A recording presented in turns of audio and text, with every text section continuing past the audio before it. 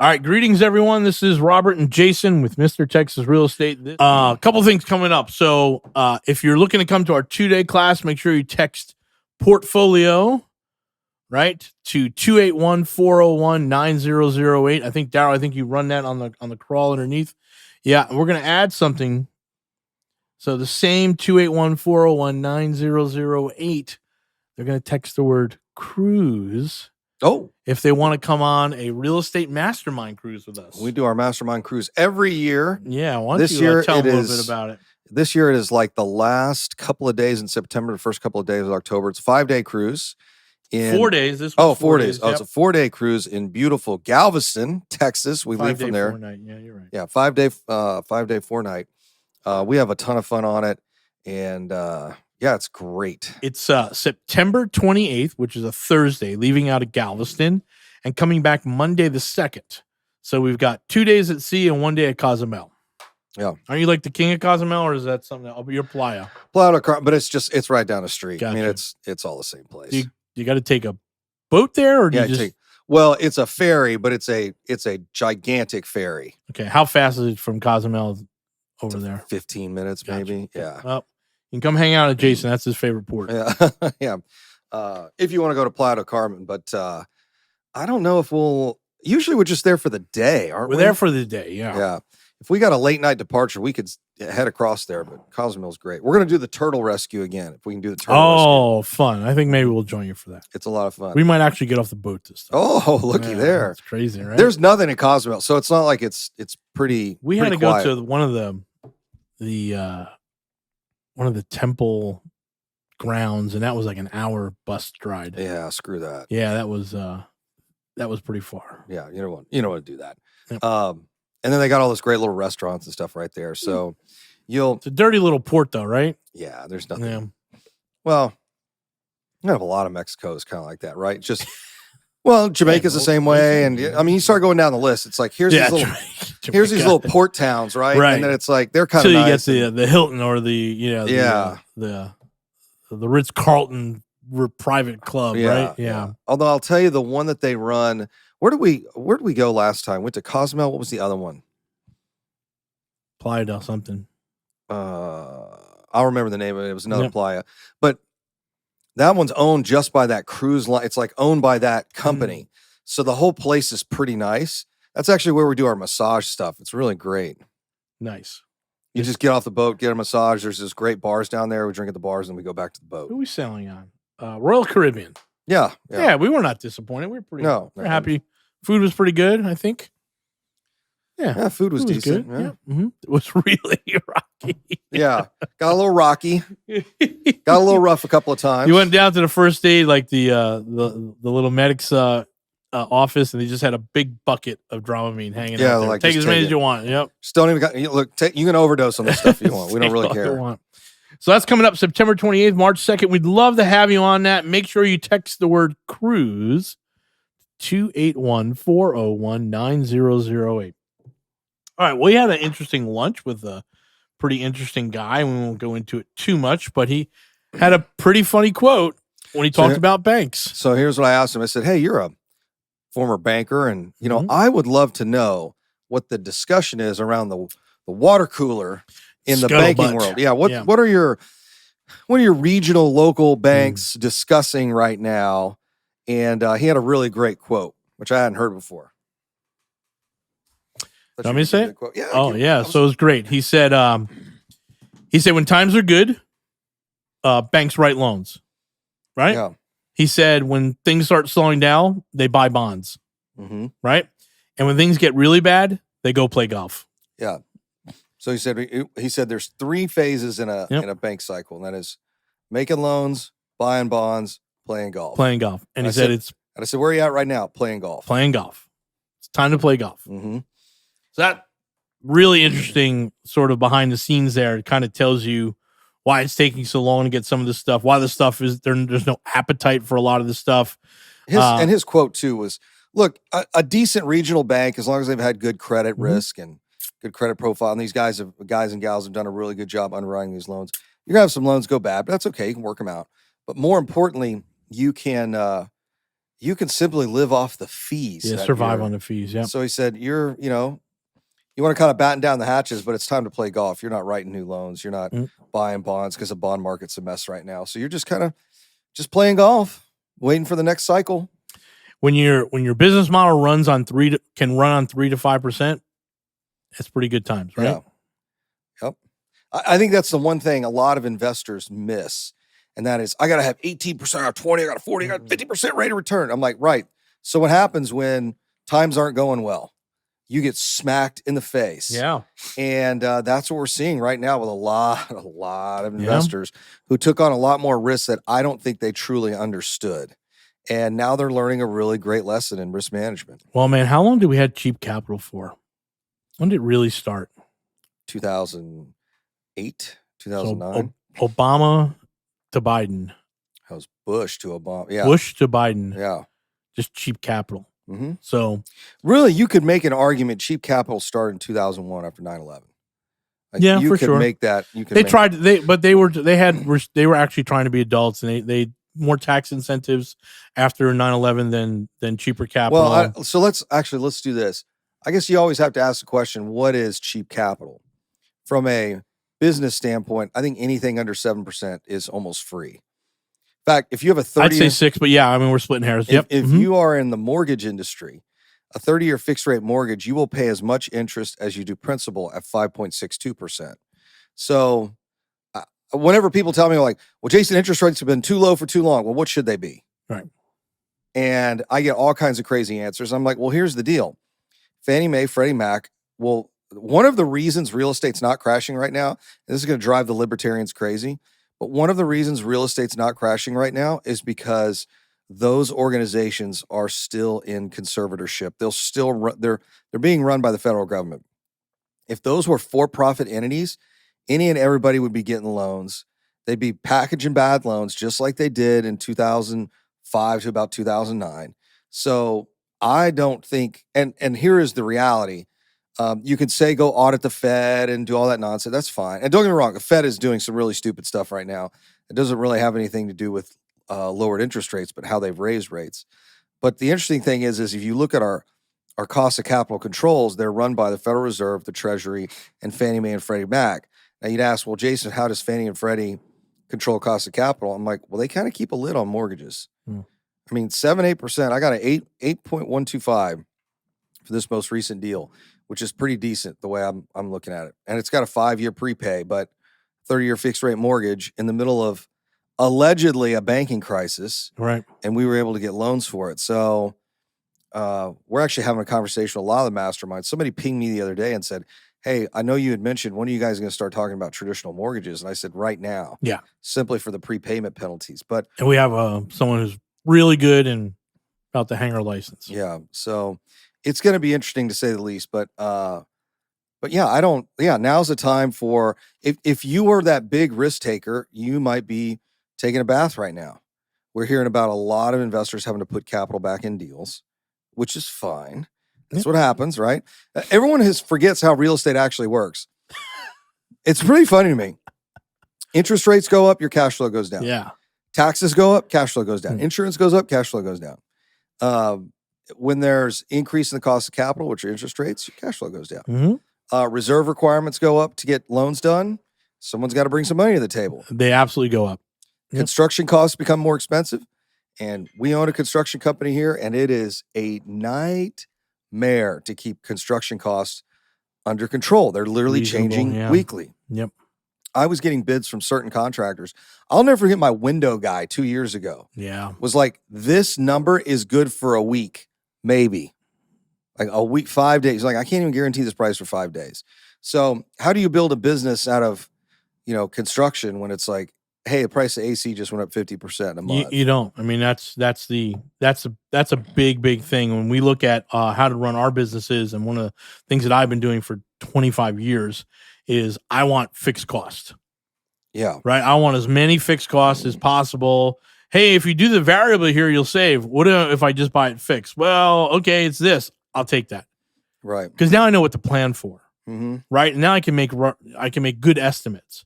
When there's too many variables in the marketplace when it comes to materials and now labor, yeah, businesses are going to have problems. What did you tell me the other day? Like, I can't even get a decent guy for $100 a day. Oh, that's long gone. Yeah. I got that dude's wife for $150 a day. Really? Yeah. $150 a day, and not like it's not a skilled labor. No. Yeah, we're talking about unskilled labor. Yep. At $150 holds a day. the stuff up while the guy knows what he's doing is doing it. Mm-hmm. The cheapest we've seen skilled labor is probably $180 a day. Okay. $180 a day. Most guys want $200, $250. Yeah. Well, the other thing and I think I might have mentioned this in one of the podcasts is with interest rates so high, no one's taking out a HELOC to do a kitchen. No. Or bathroom, right? So the repairs that are getting done at the house are must get done or had already been planned, and we better use the HELOC money now. Yeah. Right? So a lot of people took those loans in COVID when the interest rates were down, and now they're executing. But, no one's going to replace the roof until there's, drywall caving in upstairs somewhere. Right. So that being said, well, where'd all those guys go? Mm-hmm. Right? And we know one guy in Katy who's sending 4 crews to Florida every week just to keep his business going. Yeah. So that's what we're doing. We're on the phone, dialing, boom, boom, boom. Hey, I know what you do. Have you ever done it here? See, everyone goes through the cycle. Let me just kind of get you through here with the contractors. If you talk to a guy who's got 20, 25 years experience, he probably started out in residential, probably doing something pretty horrible, pretty crappy job, right? But he was smart enough to figure out the system, work it up to the next level, and then finally he became his own boss. And he did housing, and then he did ground up, and then he went from that, and he got hired into the commercial space, and then he did real good in the commercial space. And then 3 years ago, the commercial space collapses. Mm-hmm. He took a step down and back into kitchens and bathrooms. Now that space is collapsing, so he's taking a step down now, working with investors and doing turns. Mm-hmm. That's the cycle that everyone goes through. And in 3 years, he'll be gone again. You won't be able to get him. We're going to be able to afford him. He's going to go do a $40,000 kitchen job, right? Yeah. But right now, there ain't out there. So, there's good and bad in every economic cycle, and that's part of the good is we'll get better quality for cheaper. Well, but what's interesting is when you talk to a lot of the real estate investors out there that are kind of the non-full-time kind of corporate types, they're like, well, last year, I was able to get this bathroom done for this. And you're like, yeah, that was last year, buddy. Yeah, it's not happening right now. I saw we're going back and forth with some of the folks in our group. And, hey, Jason, well, 8 months ago, this was the case. I'm like, yeah, 8 months ago, that was the case. Mm-hmm. But world has changed a lot in 8 months. Yeah, 60 days. Yeah. We thought mortgage rates were on the decline. They're still up over 7%. Right? It is the black swan in this whole thing was the banking crisis. If we didn't have a banking crisis, we'd be at 5.5% mortgages right now. It's the spread. Yeah. And until, Yellen can run around all she wants and says banking crisis is over. I'm like, yeah. So tell me about that 10-year spread. Because that thing is so wide. That's why we got mortgages in deep in the 7s. We say today prime was at 8.25. Yeah. I mean, that's hard money line, right? So I don't even know it. That's how all your hard monies are based off of, right? And they need at least a 5% spread. So that's why you're seeing 13% now on the interest rates for hard money. Still 3 points, 2 points, 4 points, right? But you're going to get pretty darn close to usury at this point because prime is so high. Yeah. But yeah, you pointed out to our mastermind, our back channel, that bankruptcies are up. Yeah. Right. But that was the plan. That was the Fed's plan. Mm-hmm. It's not just how do you get rid of jobs, right? That's how you get rid of jobs? Small businesses go bankrupt. That's right. Right. I mean, they don't want to say that, but that's what they're doing. And I don't think people also understand that you could be doing business, and that was the point of that article, is you could be doing just great from a business standpoint, and all of a sudden a credit line gets shut down. You're done. You're done. So you may be making tons of money. Yeah, you're done. Plenty of margin. All of a sudden, your short-term capital funding partner, some local bank, says, no, we're not extending that $5 million line. And that's it. You're filing for BK. So here, I will say this to you, that now here in my 50s, I would absolutely go BK. Right. Because the other choice is what I've done for the last 20 years of my life, which is horrible, which is start funding these deals, funding the job, funding the business with my own money. Yeah. Right? Just waiting. Nope. I'm out. I got my own money. I got beach houses. I don't have to go play golf. I can go rescue some turtles on the Gulf Coast, right? So I can understand it. Hey, I had a bagel shop, and it's not working. So I'm going BK. I'm out. Sorry, guys. Take all your equipment back. I will give you, and this is an extreme case, but if you're not following what's going on with Alex Jones right now, he got a $2.7 trillion judgment against him, which I'm amazed they've allowed. We got him. Yeah, they got him. We got him, Jason. So he's filed for bankruptcy, right? He's not worth. He's worth 15, 20 million. He's not worth that kind of money, right?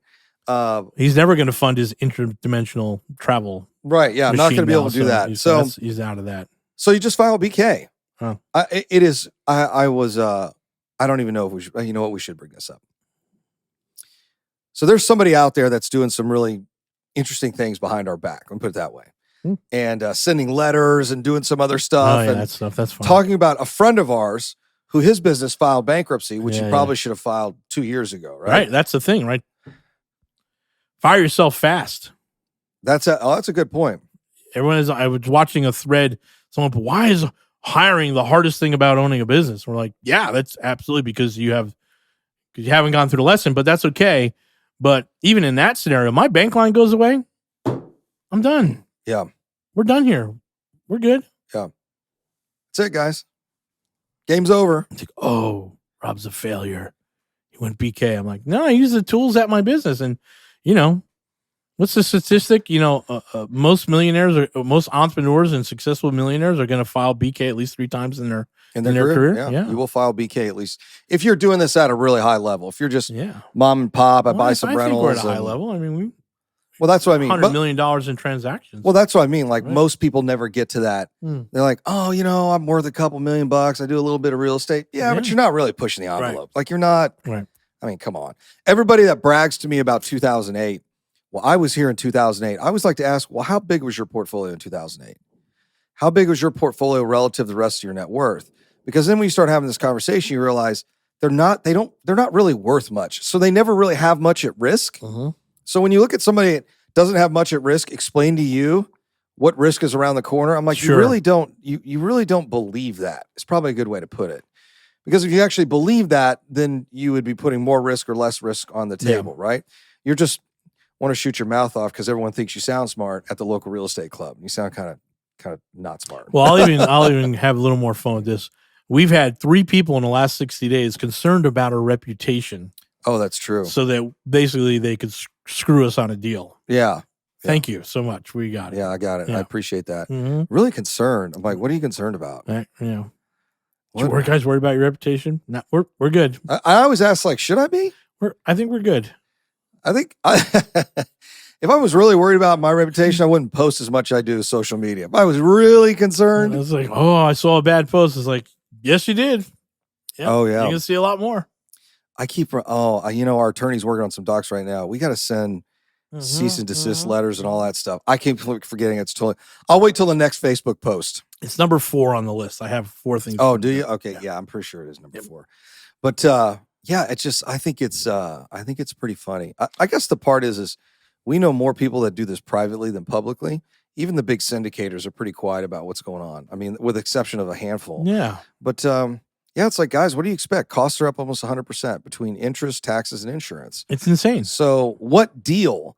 Let's be real honest. And I was having this conversation with a buddy of mine, actually at the bar. We're talking about real estate and doing deals. And I said, what do you think is going to happen to any business that's done, any real estate investor that's doing, especially apartments? This doesn't happen in single family.